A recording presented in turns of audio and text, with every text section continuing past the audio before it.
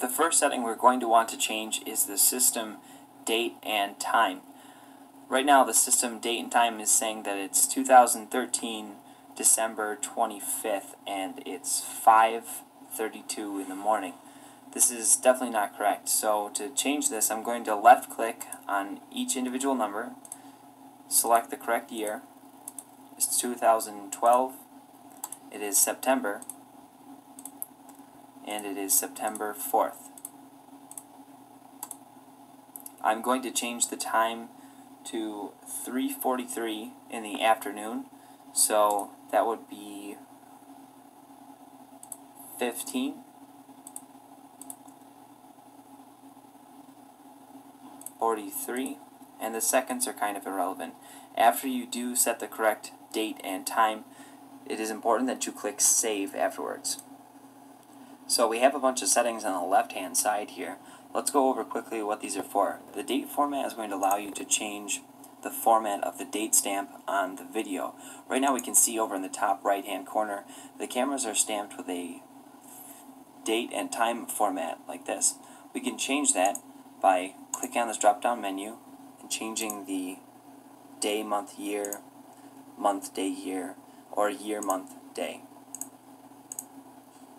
There is a date separator that is for what goes between the numbers on that date stamp. So you can see here that it says 2012-09-04. So we can change that dash to a /. The time format is so that we can change it from a 24-hour time recording stamp to a 12-hour time recording stamp. The language is pretty self-explanatory. You can change the language of the DVR. By default, the DVR is going to be set to hard drive device full overwrite. This means that once the hard drive is completely full, it's going to start overwriting over its last saved data. So we can change this to stop record as well if we want to keep all of that video data. Pack duration refers to the amount of time the hard drive will store video before it actually writes it to the hard disk. So this 60 minutes means that the 4 cameras is going to be stored onto the RAM of the hard drive for 60 minutes of video before it's actually written onto the hard disk and saved. The device number refers to assigning an ID to your DVR relative to the system that you have set up. You can attach multiple DVRs to each other, and you can assign a device number to each individual DVR to organize yourself for your system setup. This DVR comes with a video standard of N. Now, did you hear that?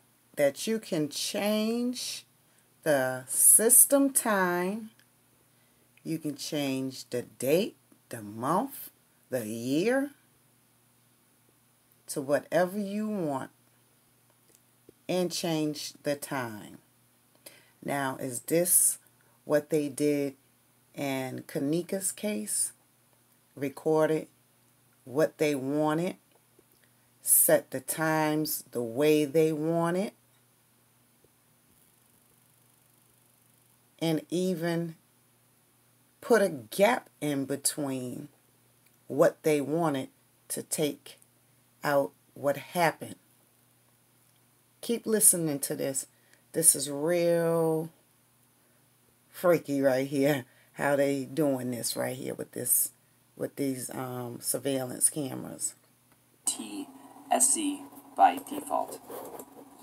The auto logout refers to the amount of time that you want your DVR to remain active and have usable windows after you have stopped using the DVR. So right now, if I leave my auto logout at 10 minutes and I stop using the DVR completely, after 10 minutes the DVR will log out of the username that you have signed in.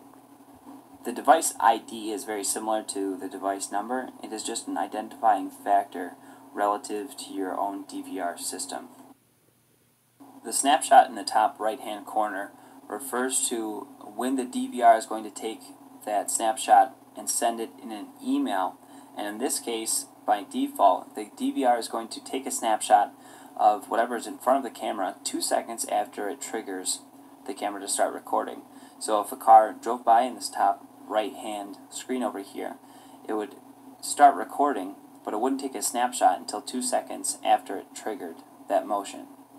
And last but not least, the DST stands for Daylight Savings Time, and we can check this to enable it and then set the date and time for our start and end of Daylight Savings Time. We're going to back out of this menu by selecting OK, and then we're going to select Next Step. By default, the DVR will configure itself to display on your monitor or TV the resolution suitable for your specific monitor or TV. If this screen does not show up correctly and you do not see a white line all the way across the top right hand side, bottom, and left hand side, you can use this TV adjust to deflate or shrink the box of the DVR output. So if I didn't see this top white bar on the top of the screen, I can deflate that and adjust these settings until I see that line. And of course I can change the brightness as well inside of this menu. We're going to go ahead and click Next Step. So we have our encode menu here, but we're not exactly sure what everything does. So let's go over really quickly what everything is for. The first box that you see here that says channel is to select the cameras. You can select 1, 2, 3, 4, or you can select all of the cameras. The box next to type is the style of recording that you have if you want to assign a separate encoding method. So an example of this would be, I want the cameras to record normally unless there's motion in front of the cameras, and then I want to maybe increase the frame rate or decrease the frame rate. Regular is just standard continuous recording. MD stands for motion detection, and alarm is recording triggered by an alarm system. There is a flyout box for the compression, but it only has an H.264 compression type, so we're going to leave that the same. In the resolution drop-down box, there is a D1 resolution, an HD1 resolution, a 2CIF resolution, a CIF resolution, and a QSIF resolution. D1 resolution stands for 704 by 480 pixels. HD1 stands for 720 by 240 pixels. 2CIF stands for 704 by 240 pixels. CIF stands for 352 by 240 pixels. And QSIF stands for 176 by 120 pixels. The resolution directly relates to how clear an image is. D1 is the highest and best resolution you can have, and QSIF is the lowest. The frame rate recorded directly refers to how many frames or pictures taken in any given second are going to be recorded to the hard drive. So right now the frame rate for all of the cameras is set to 15 frames per second. This literally means that in any given second, 15 pictures are going to be taken and put in a row, which comprises the video when it is played back. The higher the frame rate you have, the more smooth motion will seem when the camera is recording. Bit rate type refers to the style that the DVR records information. CBR stands for constant bit rate, and VBR stands for variable bit rate. The bit rate for the DVR is actually set up to default itself to the most optimized bit rate, depending on the resolution and frame rate that you choose for the cameras. For example, if I change the resolution of the recording on all channels to a CIF resolution, you'll see that the bit rate changes to a 320. The reason for this is 320 kilobits per second is the only amount of kilobits per second needed to record that same quality video.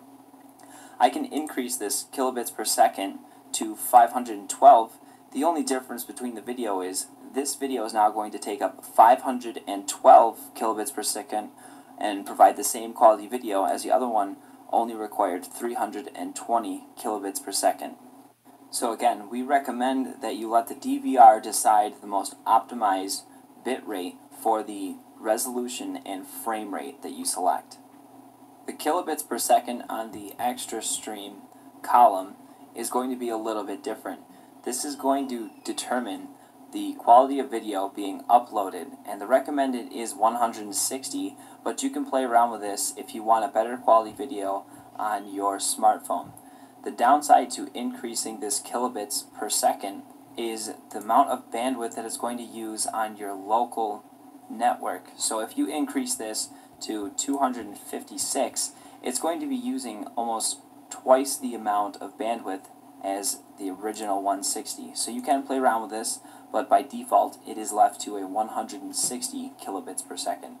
So now that we have a good idea of what all of these settings are for, how is this going to play into how we're setting up our DVR system? And the answer to that question is, what are you trying to accomplish with each camera, and what is more important? You can choose to have a higher resolution. The downside to that is you're going to have to select a lower frame rate. You can have a lower resolution as well and increase your frame rate. So it's really depending on what you're trying to accomplish with your system.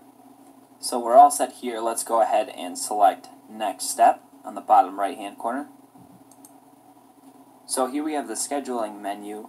In this menu we can select very specific times throughout the weekdays where we can enable the DVR to be activated by motion detection, recording, or for just recording regularly. So for this example, I want to set the DVR to not be motion detection activated by me coming in and out of the building from 9 until 5. And this is because I'm going to be there and I want the cameras continuously recording. So what I'm going to do is select all of the channels on the DVR. I'm going to select the weekday to be all, and I'm going to create the first period of time between 0 until 9 a.m.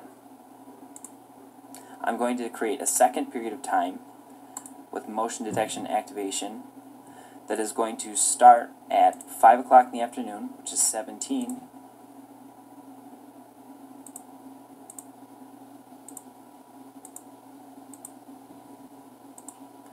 and it's going to end at 24. So you can see that there is this gap in time at the bottom on this chart here from 9 until 5. This means that the cameras are not going to be motion detection activated from 9 until 5. So now that I'm satisfied with my scheduled time for my cameras, I'm going to go ahead and select Next Step.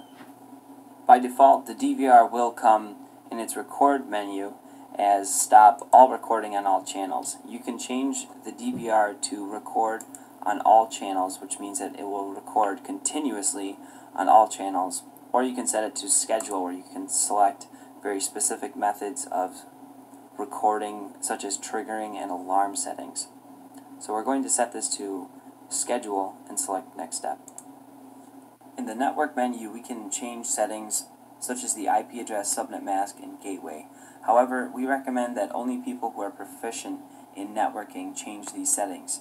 So for now, what we're going to do is just select Finished, and this will complete our Startup Wizard setup.